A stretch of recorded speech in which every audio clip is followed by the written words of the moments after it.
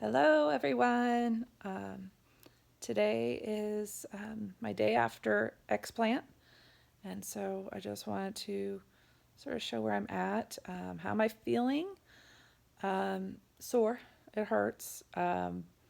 It's tolerable though. I do have pain meds, and I'll show you in a minute. They have a pump putting medicine into the sites as well. I can't really tell if I have any improved symptoms. I sort of feel like my brain fog actually might be lifting a little bit, especially for being on pain meds. Like maybe I'm thinking a little clearer. My vision is a lot blurrier though. I don't know if that's the meds or just because my system's trying to get rid of all the junk that was in my system. Um, like I did mention in my video yesterday, they did find that my right side had ruptured. And so I feel vindicated in that because I was pretty sure it was. Um, and so she thinks she got it all out. Hopefully she did. I sort of wish I had an end block, which is where they remove the capsule all intact and the implant inside. Unfortunately, my insurance and stuff, the doctors around didn't really offer that. So, and we didn't have the money to pay $10,000 out of pocket to have it done, and a lot of the doctors I would have to travel to and everything. So I know a lot of women still do get better with just, they did do a capsulectomy. That is the scar tissue around the implant. They take that out because if you don't take all that out, you're leaving basically tainted material in there because silicone and other bacteria and even the cancer, the ALCL, the BIA-ALCL, which is the cancer for that affects your autoimmune system, and it's been found to be linked to implants, specifically the textured, which I did not have, but I'm getting contradicting statements on whether it has been found with smooth also. Yeah, so they took that out, and everyone's being good to me. My husband's trying to help take care of me and making sure the kids are taking care of me. For those that don't know, we have 7 kids in the house. We have 8 kids total, 7 still in the house, ranging from my oldest is 16, I got 15, I got twins that are 10. I'm sorry, 11. They just turned 11. And then I have an 8-year-old, a 6-year-old, and a 5-year-old. So me being down is hard, but everybody's on board, and the little ones are already asking, Mommy, do you feel better? My 8-year-old son said, I'll be mad if you're not better after this. He said this before the surgery. And, hopefully I will recover from all my symptoms and get my energy and just not be so achy and be able to be the mom I used to be. But anyways, I did want to just show you guys. I'm not going to try to be too graphic here. But what do I look like right now? I'm not showing you my actual breast, but I have, I'm wrapped. So, let's see, it's real snug. And so what that's trying to do is keep all that tissue down, because when they took those implants out, now there's this area that needs to come back together and heal. That's why I'm also at high risk for bleeding or tearing and stuff using those muscles. That's why I have to be really careful to not reach, to really lift and all those things. Even trying to flush the toilet, I could feel a pull. So I was like, I can't flush the toilet. So, honey, I'm making a video right now, okay? She wants me, I think.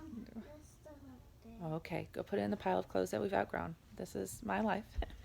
So, yeah, so they're trying to get that all to come back down together. And now if I reach or lift too much, I'm using those muscles, it could rip it open.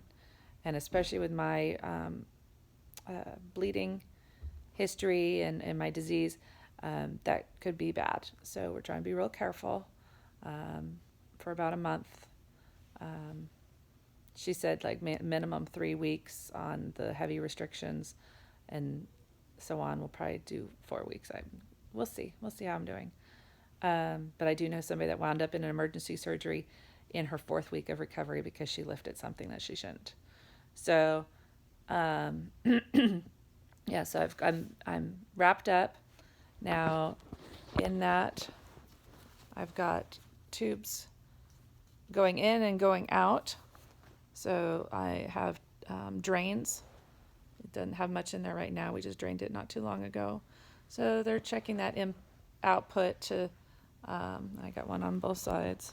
I don't know how well you can see. And I'm having a hard time using my arms. So yeah, I got another drain here.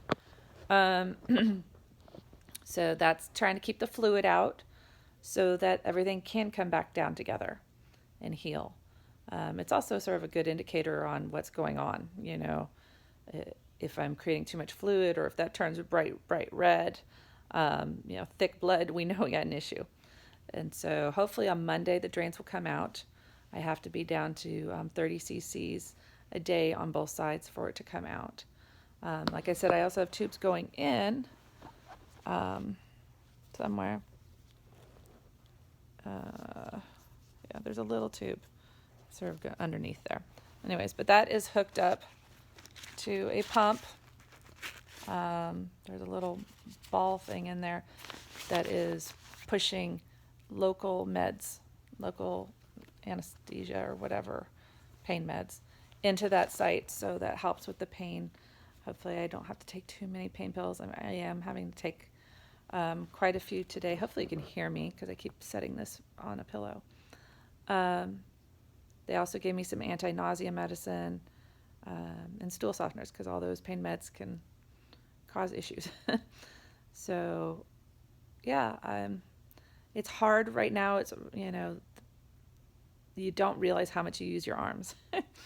And so I feel a little bit helpless because I can't even scoop myself up on the bed because using those arms like that, that's pushing and pulling more than 5 pounds. And so I have to have somebody help me. I'm trying to stay up as much as possible so I can do things myself. But I am supposed to be sleeping upright.